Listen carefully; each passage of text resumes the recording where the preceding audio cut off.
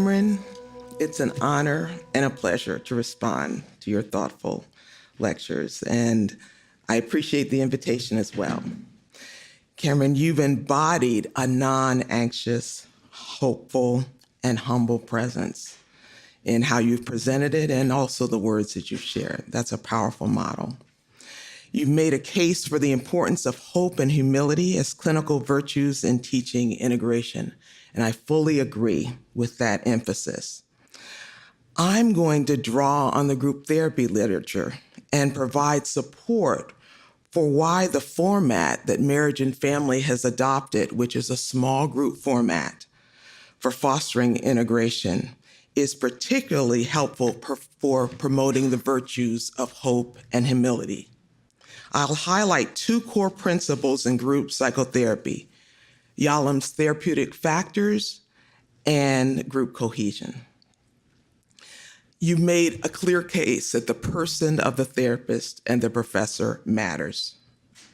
You highlight this question: if I become a therapist, and this was from yesterday's lecture, in what way can this embody my primary calling to do the work of Christ? Well, as you've clearly said, it's not only the work of Christ is not only about what we do, but who we are as we do it, and bottom line, who we are. You highlight that the focusing on clinical virtues then is focused on the therapist's character.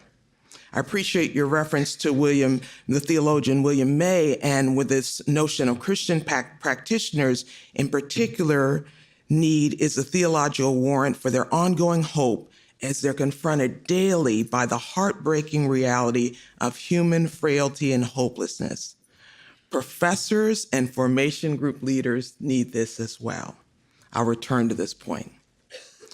Irv Yalom, I'm so glad that he's already been referenced as a leading figure in group psychotherapy, and he actually addressed hope as one of the therapeutic factors.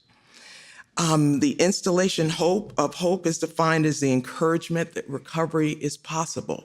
But in the context of a group, it refers to members' recognition that other people's success is helpful, as well as being encouraged about one's own improvement. So people are learning about themselves, but also about others.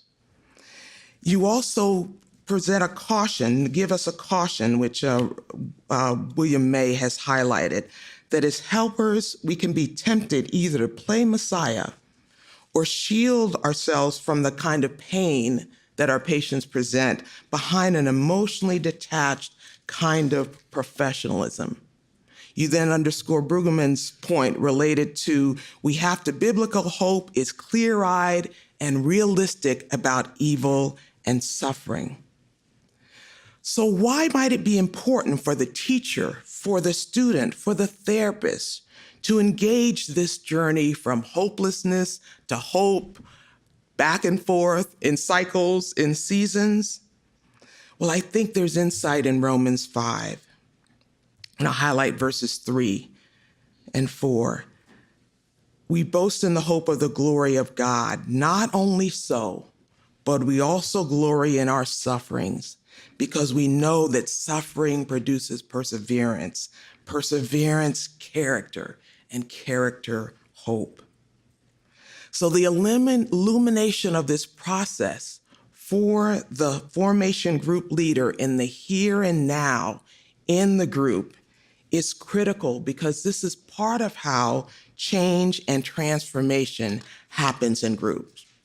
Yalom and Lesh identify three key mechanisms of change: imitation, copying of others; identification, unconscious process of taking on aspects of the other; and then internalization, a shift in the psychic structure so that members function at a higher level.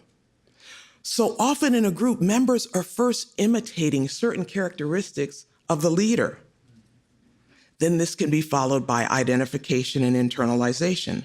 Well, in a formation group, members are encouraged by a leader not only who tells the students about help, can share a time, but who can also share a time when he or she didn't feel hopeful, not only historically, But what about even more powerfully where I don't feel hopeful now in this moment, and I don't know how this story is going to end? That's powerful transmission that can happen in the moment. Now, another important, and I will expand on that in a moment, another important group principle that's relevant to all groups is group cohesion. It's an important way that groups work. So group cohesion has to do with this sense of we-ness, the member-to-member connection, and also member to group and member to leader. All of those interactions are important dimensions of a sense of we-ness. Well, Burlingame and his colleagues have identified 7 evidence-based principles that contribute to cohesion. There are 3 categories, but I'm really going to highlight one. The 3 categories are using group structure, verbal interaction, and then the third, establishing and maintaining an emotional climate.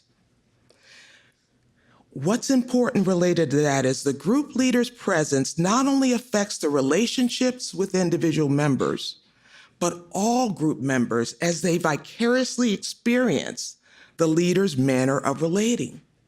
Thus, the leader's management of his own or her own emotional presence in the service of others is critically important. For instance, a leader who handles interpersonal conflict effectively, or maybe engages in a humble way and with humility, can provide a powerful, positive model for the group as a whole. The leader's manner of relating matters. How the leader manages emotion matters. And yes, Pam, emotional contagion, the power of that. That's referring to the notion that people catch other folks' emotions. This is why in the context of group therapy, some people are uncomfortable with joining a group because they fear that they're going to catch somebody's depression or anxiety. But we try to work so that goes in a different direction. This is related to also another concept of embodied cognition. When Niedenthal talks about this, it's referring to the cognitive representations and operations that are fundamentally grounded in a physical context. And one intuitive example is empathy, or understanding that another person's emotional state comes from mentally recreating this person's feelings in ourselves. So there's not only, though, emotional contagion, there's also relational contagion. Not only emotions, but how the leader manages interactions among the members and who the leader is and the leader's presence and the presence of God in the leader matters. Yalom has highlighted another another therapeutic factor, interpersonal learning. And this is part of what I'm describing here. Now to shift to a moment to humility. Cameron, you defined it as that struggle with, okay, what is a realistic appraisal or accurate appraisal? And Emmons talks about this too, not too low, not too high. But yeah, you raised that question, who defines who's accurate? Might God define that in some way? I don't know, but who defines that ultimately? And you referred to Terry's work too, the humility in marriage and that sense of us and us being more important than the me in the moment.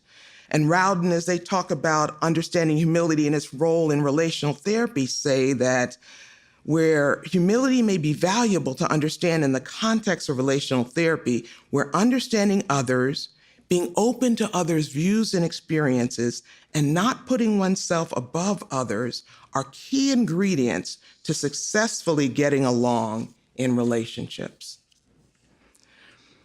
We also understand that virtues more broadly, and you could say humility, of course, in particular, are culturally and communally embedded. Folks here have spoken to that.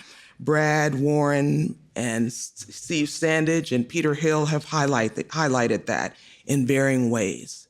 Very important. So the group provides a microcosm for working out these dimensions in relationships. But then, Cameron, I so appreciate that you raise a challenge related to power. Because when we think about humility, that's the challenge, how power is handled. So first, the power of the therapist. We think we know so much, and we know some things, but there are limits to that. And you're referring to our liking that sense of agency and being able to make those profound interventions.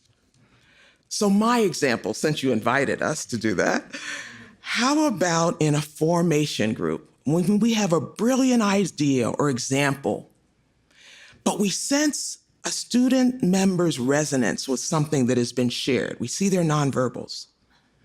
Do we rush to make our point? Or do we encourage that member sharing?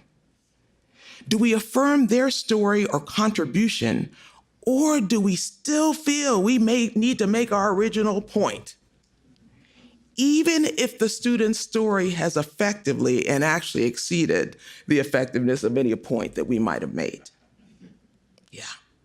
If we're focused on building cohesion, we might realize the value in having this member share, as this provides an opportunity for deepened connection among members and with the leader. In addition, the leader's attentiveness to the we-ness of the group and prioritizing that above the leader's contribution embodies humility for the group. Sometimes this happens implicitly, but obviously it can happen explicitly as well. Now, thank you for going to the other side too, powerlessness. So, what do I do when I'm feeling more vulnerable? Do I share when I feel harried, overwhelmed, discouraged? This is different from containing and holding our students' distress and discouragement. Do I share my own? Again, not simply autobiographical, which is very important, but in the here and now, in the middle of it, before an end and the outcome is known. Why is this important? And we fight it. I have to just say that we fight this. I had to have an experience yesterday to push me to say this. The Lord just created a nice little, challenge for me. And I think that reflects the struggle that we have in really both yielding to what God is saying, but especially in this domain, as much as we love knowledge, to really confess not knowing in the moment of not knowing. Perhaps a virtue is caught. Not only emotional contagion, not only relational contagion, but virtue contagion. It's a time where members not only see how I relate to them, but how I relate to God. They see my life in God. This offers an opportunity for us to embody the journey from hopelessness to hope, spiritual struggle to victory, or simply clinging to God's sovereignty and love as we wait in the unknown. May professors model this. May formation group leaders model this. May therapists reflect this. As Randy Sorensen said, integration is caught more than taught. May students catch this.